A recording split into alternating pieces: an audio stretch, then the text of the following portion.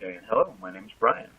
Today I'm going to talk about the good person question. This is one of my tools of thought, but it's a very useful one because it can be used in a lot of different ways. In some ways, it's a Swiss Army knife. It uses a lot of different pieces of the other tools and contains a lot of them in it, but you don't always have to use the specific all of it at once or anything else. Well, the good person question simply asks, what are you doing? Why are you doing it? And how does that make you a good person in a good community?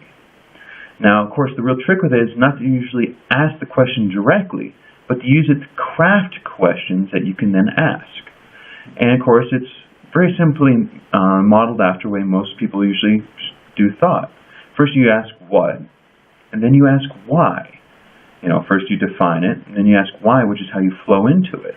And then, of course, after that, you evaluate on, well, where do you go with it afterwards? And, it's a very simple thing. And, of course, what are you doing? Why are you doing it? And how does that make you a good person in a good community?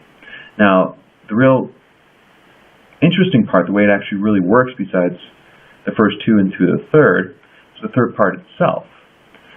Well, working through the different words in there, because most of it's very straightforward language, is, of course, first of all, what is a person? You are a person, I'm a person, but what is a person? And that's one reason why I chose that word, is because it is one of the broadest ways you can define someone. Because you know you're a person, I know I'm a person, but what is that? How do you define it? Yeah, and some people can be very specific, but then again, you can also be very broad. And of course, it also leaves itself open for future expansion. And then, of course, what is a community? Well, a community is just basically a grouping of persons or people. And of course, they all have something in common, whether it be a common region, a common goal, a common teaching, or common anything else that you want to use. And something that's in common with them is actually what defines the community. And the thing is, you can have so many different communities all combined in one and belong to many different communities at the same time. I like to use, of course, high school as a good example for this. Because you have a high school, that's a community within itself right there. But within the high school, you also have multiple grades, multiple classes. You can also have multiple families with brothers and sisters also participating and being in different classes and different groups. You also have different social groups, different community clubs, and the thing is, you can belong to many of them, and also belong to, have many of them interacting at the same time, and also have different things going on, and that's all within the single community of a high school.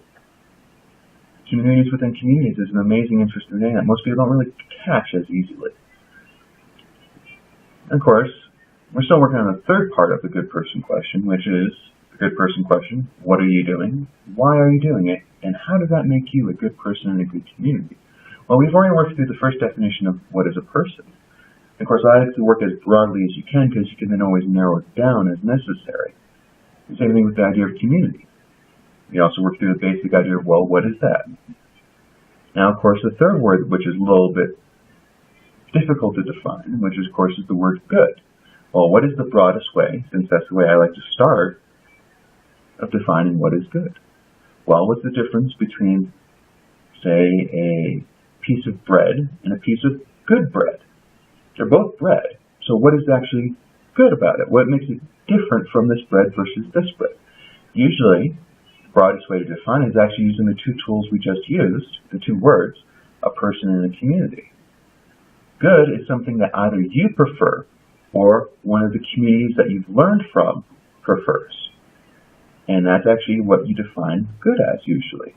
It's something that either you or the community, being where you've learned everything from, prior up to the point where you start working on your own stuff, is good. And that's one of the things that most people also forget, is all your language, all your experiences, everything else is in some ways learned from all the communities that you've been a part of, all the people you've interacted with. That also defines the language and how you even define everything else. So a good person usually benefits the community or communities they're a part of. But a good community, of course, benefits the people or the persons in it. So, of course, from there is balancing out that question. Is, of course, a good person benefits the community, a good community benefits its people. But what if you're not necessarily in what you would consider a good community?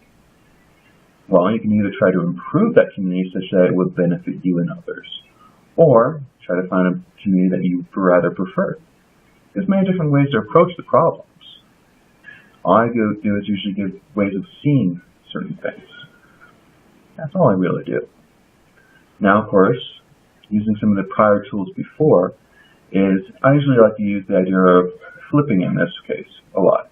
Because first you have to look at something and then you have to flip it to see it from the other direction. That's a good way to narrow down on problems. And two is, of course, leading by example. So, leading by example is, what am I doing? I've been going through a lot of these different things, showing different ways that I sometimes can look at problems and other situations. Why am I doing it? Well, I feel like people ask me certain questions, and they usually like to see, like, how do I figure this out? And instead of having me just saying, oh, this is what I see, I decide, well, I'm going to show them how I figure some of this stuff out. Very straightforward on that. And that's where a lot of this stuff is coming from. Now, of course, how does that make me a good person in a good community? Well, that's the part of it, but it's always open partially to debate. Because a lot of people just agree on so many different things.